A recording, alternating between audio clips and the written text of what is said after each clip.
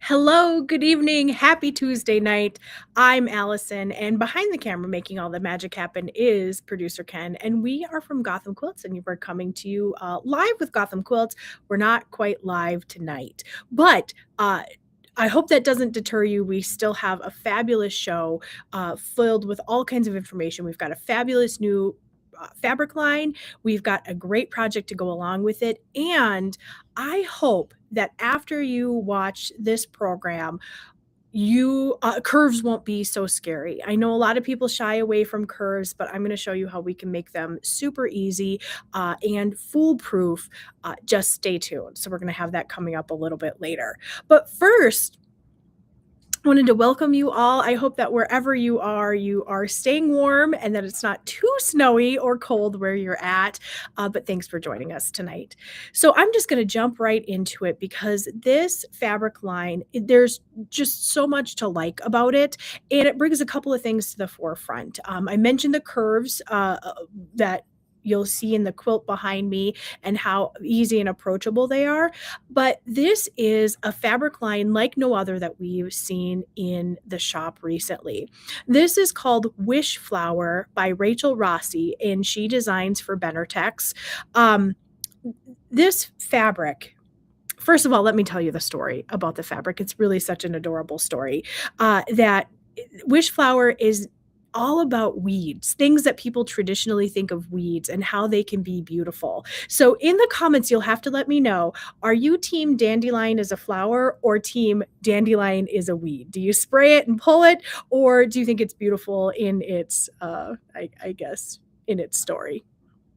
And that's kind of where the wish flower comes from, is from dandelions, that her daughter, I believe it was, would pick a dandelion and blow it and make a wish, which is what you do when you see a dandelion. And so this whole line is called wish flower, but it's not just dandelions. It's all things that are considered weeds and how beautiful that they can become. This I'm going to talk a little bit about the actual fabric because I don't feel like we talk about the actual fabric very often. This is all made from unbleached cotton, and there's a couple of things about that I want to make sure that you guys know about. First of all, and we can go to the overhead here and I'll show you this fabric. Here's a close-up. There's about 29 pieces in this particular collection, and you'll definitely see a theme here. But this is the main dandelion when it's all puffed up and ready to make that wish. This is where that comes from. This entire line is made from unbleached cotton, and that does a couple of things. One, I think the first reason that it was made this way is to give a more better for the environment feel. If you're not bleaching the cotton, all of those chemicals aren't going into the waterways. But what it has is a kind of secondary effect, and that is that the hand of this fabric is so very lovely. It's got a silky feel to it, but it's got the, I guess, the substantialness of a quilting cotton, but it really is so soft and lovely to the touch.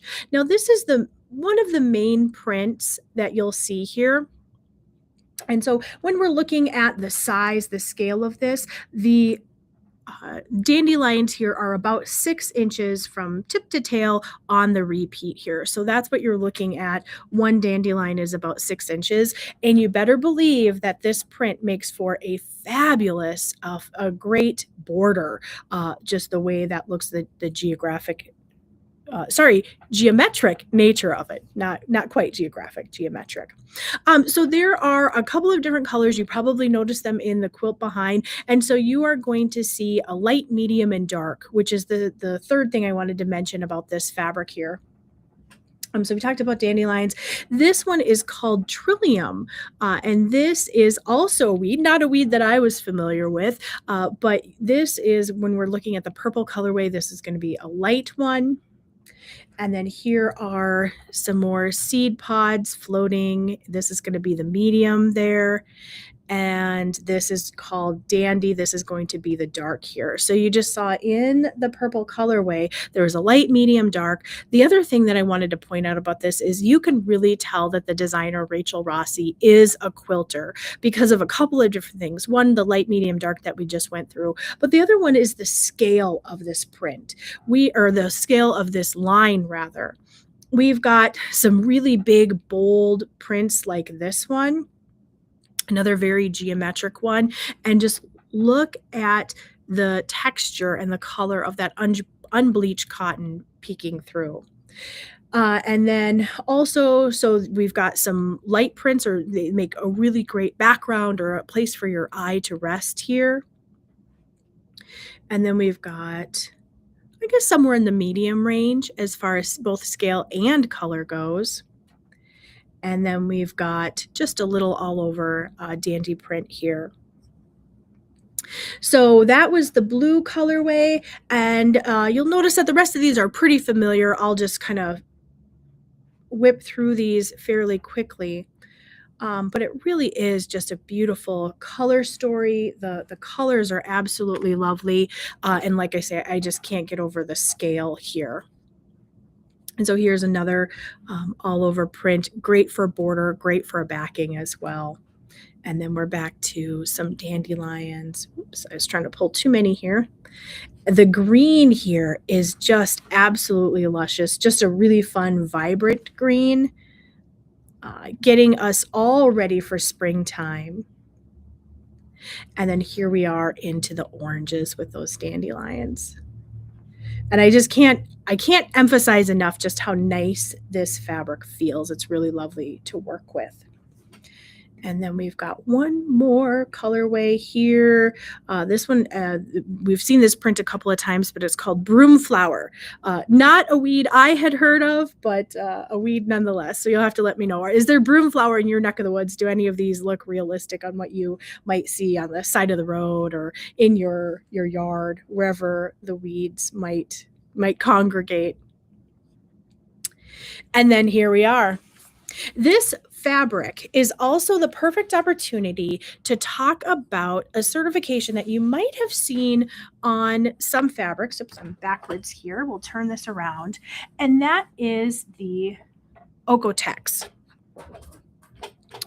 And you'll see right here in the very bottom, the OEKO-TEX certification. Now, not all fabric is OEKO-TEX 100 certified, but we do see a lot of it. This particular line is because it is, really important to the designer. Certain art gallery fabrics are OEKO-TEX certified. I've seen it in a lot of different designers, but not every single quilting cotton is certified. So you might ask, what is that certification? The OEKO-TEX certification was originally 100 chemicals, pesticides, harmful things that they tested for. Now it's over 1,000. And what it is, it's a certification so that you can be sure that the finished product, your finished fabric product that you get into your home is safe to be next to your skin, and safe to use all the time. And so, like I said, what that does is it tests for 1,000 different chemicals, formaldehyde, different harmful chemicals in the making of the process. Now, this, I do want to contrast that against an organic cotton, which is really focused on how the fabric or how the cotton is grown, that it's grown organically. The OEKO-TEX certification makes sure that the finished product, from the cotton to the milling to the printing, all of those pieces are safe. A lot of what we see, if we see quilting cotton, out in the shop and it's OEKO-TEX 100 certified, there are different levels to that. And what we generally see is level 1, which is the safest. Basically, I don't think it's a joke. I think this is really what they test for is it so safe a baby could chew on it? And that's OEKO-TEX 1 certification. A lot of what we see, a lot of the art gallery, this particular line is OEKO-TEX level 1 certification. So a baby, I think it's up to 3 years, could in fact chew on this and not cause any harm. So hopefully that isn't something that you necessarily need to test for or to make sure that it's safe for, but you know that if a baby could put it in their mouth, it's definitely safe for us as quilters to work with it. You just think of how much fabric you're handling on a daily, weekly, monthly basis, and what chemicals, what pesticides, what formaldehyde, what treatments that might have in it. It just makes it puts our mind at ease, I suppose, that what we're working with day in and day out really is safe. So like I said, there's so many things to like about this particular line. The designer did design the quilt behind me, and we do have a quilt kit that goes together. It's a boxed kit that includes all of the fabric that you need. So if you are interested in shopping the Wishflower collection, I'll put that QR code up there so that you can scan that. It'll bring you right to our website. Also, the link is going to be in the description if that's easier for you to get to than the QR code. So that's going to bring you to all of the fabric that we just looked at, all of the pre-cuts. There's one bit of this fabric that I forgot to show you. It's not something that we cut, but there are 3 ombres that go along with this as well. So if you are thinking, boy, I would love to make that quilt, but I don't know what I'd choose for a backing, do consider one of these gorgeous ombres. Now these ones, there's 3 different colors.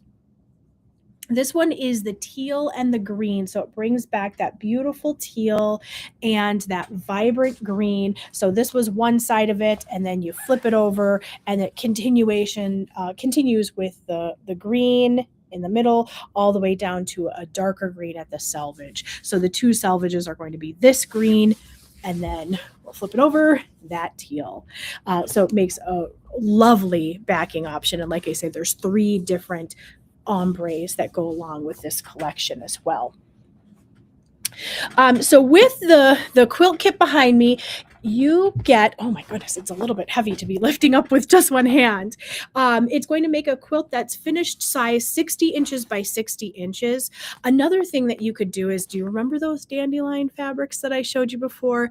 They make a fabulous, gorgeous border. Optional, but if you're looking at adding some fabric to make a border around this, check out the listing on our website. There's some information about how much extra fabric you might want to consider if you wanted to add a border, but it's really just adorable as it is there. In the kit, you are going to get all of the fabric that you need for the topping. You'll get the extra fabric to make kind of a scrappy binding to bring all of those colors into the binding. And you'll get the pattern. The pattern is included in this kit. Another thing that's a little bit unique to this one is you'll get a piece of template plastic. There are some curves. You can see the leaves there make the curves. And so you'll need a little piece of template plastic. Mine's all cut up, but you'll get a rectangle sufficient enough to make this. Now, I know what some of you are saying. I don't do curves. I don't want to do curves. I can't do curves. But look at that beautiful quilt. Think of all of the different things that are very cool with curves. And I promise you, they are very approachable and very easy. We went through and made a couple of blocks just to show you how easy it can be. So I'm just going to segue right into that, and we'll go through all the way from templates, some tricks for your templates, all the way to cutting and sewing your curves. So this pattern is relatively easy in that it just has 2 pieces that need to be cut out using templates. So the first thing, if you are printing this or any pattern that requires templates, is you want to make sure that you're printing it at 100% scale. And an easy way to do that is there'll be some kind of a marker on the pattern showing you that you should have 1 inch or 4 inch depending on the pattern. And so after printing, what I'm going to do is just take my ruler and make sure that the block that says 1 inch actually is 1 inch. And so once that's tested, now I can cut my templates. So these both have a right angle, and I'm going to use that to save how much I have to cut. I'm going to take my template plastic. Now this template plastic, you can see, is a little opaque. I've got one side that's very smooth and one side that's kind of rough. And so I'm going to put this with the rough side down, and that'll help give me some gription so that the template doesn't move. Now I'm going to use this right corner here and line that up to the right corner that's in my template plastic, so that way I have less that I'll have to cut out. Anytime you have straight edges, it's a great idea to use a ruler to help make sure that those are really straight. And then I could also use a piece of tape and tape this down, but this is a relatively easy template. So I am just going to use my ruler and mark this side, and I'm going to use,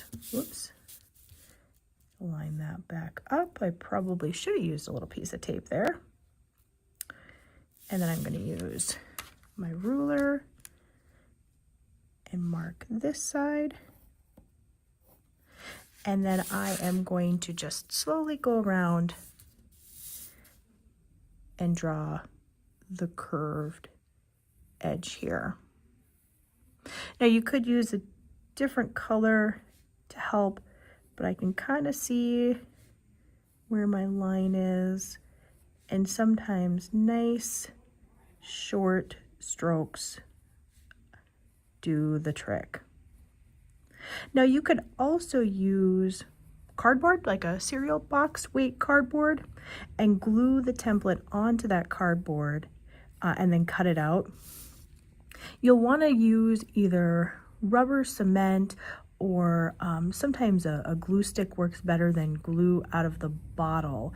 Glue out of the bottle is just a little bit too wet, and sometimes it'll cause your template to pucker. So do try rubber cement or just a very dry glue stick to get that so that your template doesn't pucker. But you could glue that down and then cut your pieces out. But I like the template plastic that gives me a little bit more rigidity. So you can see here, I now have my right corner here and my curved template. In the pattern, she calls this the crust piece, so that's the outside of your circle, all ready to be cut out. Now I'm not going to use my fabric scissors for this. I'm just going to use regular sharp household scissors to cut this piece out. And then I would do the same thing for the other piece. I'm going to find another right corner. Let's do this one here. Line that up and then trace around just like I did for the first one and cut both of those out. So now we have our templates cut out. We've got the filling and we've got the crust piece, and we just have to match it up with our